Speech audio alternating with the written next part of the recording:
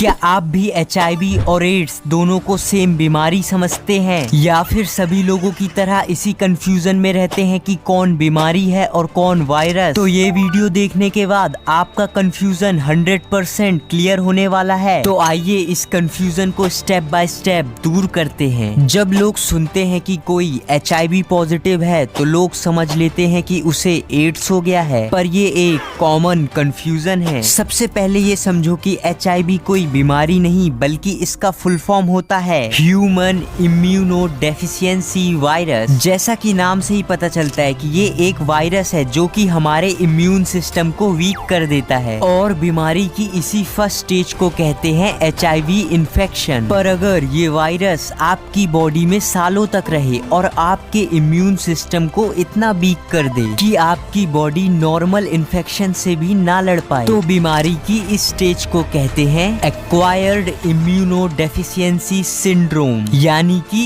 Ads. यह इस बीमारी की लास्ट स्टेज है। अब समझते हैं कि आखिर ये बीमारी इतनी खतरनाक क्यों है। HIV एक ऐसा वायरस है जो कि इम्यून सेल्स के अंदर घुसकर अपने जेनेटिक मटेरियल्स को इंसान के DNA से जोड़ देता है और उसी DNA का लगभग हिस्सा बन जाता है, और जब बॉडी या फिर मेडिसिन इसे खत्म करने आती है तो इसे पहचान ही नहीं पाती। इसलिए इसे ठीक करने के लिए दी जाने वाली मेडिसिन ART केवल एक्टिव HIV वायरस को ही खत्म कर पाती है, पर जो वायरस सेल्स के अंदर घुस चुका है वो बच जाता है। इसलिए ये बीमारी कभी ठीक नहीं होती, पर इसका असर दवाइयों से लगभग खत्म किया जा सकता है। ये वायरस फैलता है unprotected sexual contact, infected blood, syringe, mother to baby, ना कि हाथ मिलाने से, ना कि किसी को किस करने से, ना कि किसी का खाना खाने से, ना ही किसी मच्छर से। तो हमने सीखा HIV एक वायरस है जिससे HIV इन्फेक्शन होता है, और इस इन्फेक्शन की लास्ट स्टेज को कहते हैं एड्स, जो कभी ठीक नहीं हो सकता पर इसका असर कम किया जा सकता है।